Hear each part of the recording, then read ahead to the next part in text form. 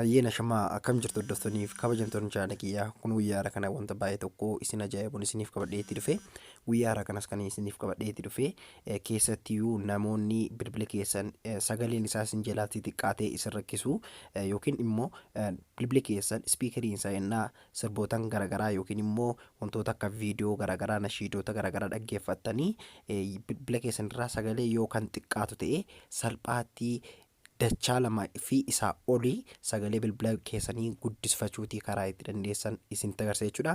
Baay'ee tokko karaa salphaa karaa baay'ee tokko isin gammachiisuun isinitti agarsiisa jechuudha. Egaan guyyaa irraatti kaastanii gaa bilbilli kiyyaa yennaan viidiyoolee garagaraa ilaalu akkasumas immoo sirbootan garagaraa dhaggeeffadhu wantoota akka nashiidaa fi manzumaa garagaraa dhaggeeffadhu na jalaatti xiqqaate saawundiin isaa guddaa miti jettanii hin cinqamtan jechuudha. Kanaaf dachaa lamaa fi isaa olii bilbila keessan irraa sagalee guddifachuutii ni dandeessu jechuudha namoonni barbaadanii. Kanaaf hanga xumuraatti waliin ta'an isiniin jedha. Egaan kan kanatti godhachuutii dandeessanii appilikeeshina xiqqaa tokkotu jira jechuudha. 2020 kan ba'e jechuun aappii haaraati jechuudha. Appilikeeshiniin kunis aappii kanas lafitti isin argattan jechuudha. Karaa telegiraam chaanalee kootii fi diskiripshin booksii irraa barreeffama viidiyoo kanarraa al tokkootiif tuquudhaani salphaatti appilikeeshinicha argachuutii dandeessu. Warreen telegiraamii hordoftan immoo kunootti akkuma agartanii maqaan telegiraama kootii OTS Ilsaa kan jedhudha. Sarchii yoo gootan salphaatti na argachuutii ni dandeessuun isiniin jedha. Egaan appilikeeshinichi baay'ee tokko itti fayyadamaaf salphaadha jechuudha.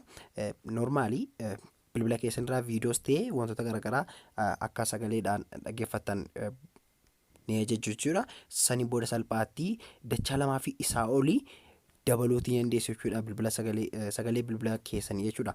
Amma fakkeenyaaf sirba tokko yookiin wanta barbaadan tokko muuziqaa garagaraa barbaadan tokko yoo sagalee isaa guddifachuutii barbaadanii jalqaba appilikeeshinicha instaal gootanii akka keessa seentanii bifa kanaatiin jechuudha kan inni isin seensisu.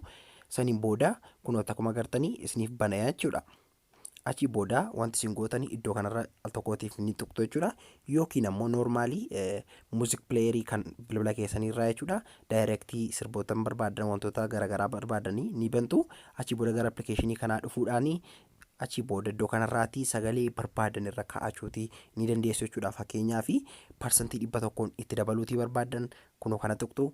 Yoo ammoo parsantii 160 itti dabaluutii barbaadanii sagalee bilbila keessan qaburra dachaa lamaa fi isaa ol jechuudha. Kun akkuma agartanii maaksii gochuutii yoo barbaadan yookiin immoo kan dhumaa irra kaa'achuutii yoo barbaadan humna ol wanti isin dhaggeeffachuutii barbaadan sun sagaleen isaa xiqqoo yoo ta'e immoo daran akka inni dabalu gochuudhaaf maaksii kan jedhu kanarra ni kaa'attu jechuudha.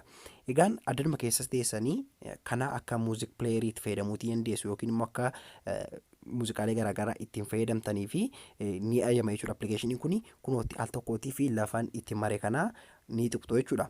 Achi booda kunootti akkuma agartanii isiniif baasa kunootti gara sirbootan keessanii isin fida. Achi booda iddoo kanarraati wanta banuutii barbaadan tokko ni bantu jechuudha. Egaan akka bantanii gara boodaa ni deebitu. Iddoo kanarraa gaa parsantii barbaadanii dabaluutii hir'isuu ni dandeessu jechuudha. Kun akkuma agartanii kanaaf baay'ee tokko salphaadha jechuudha. Kanaaf egaa haala kanaatiin sagaleen bilbila keessanii yoo kan isin jalaa xiqqaatu ta'e itti dabalachuutii ni dandeessu. Appilikeeshinii kun aappii haaraati baay'ee tokko waan na fayyadee ofii kiyyaatti fayyadamee argeeffan isiniif qabadheetii dhufe jechuudha. Egaan appilikeeshinii kanatti fayyadamtanii wantoota sagalee isaanii xixiqqoo ta'an MP3 garagaraa haala bareedaa ta'eetiin sagalee isaaniitti dabaluudhaan dhaggeeffachuutii ni dandeessu jechuudha. Egaan guyyaa kana kan isiniif qabadheetii dhufe akka isinitti tole abdiin qaba. Yaada yoo qabaattan koomentii irratti naaf barreessaa isiniin jecha yeroo taanuun immoo deebinee galagarrutti nagaan naaf turaa isinin jaalladhaa isinin kabajaa. Bye bye.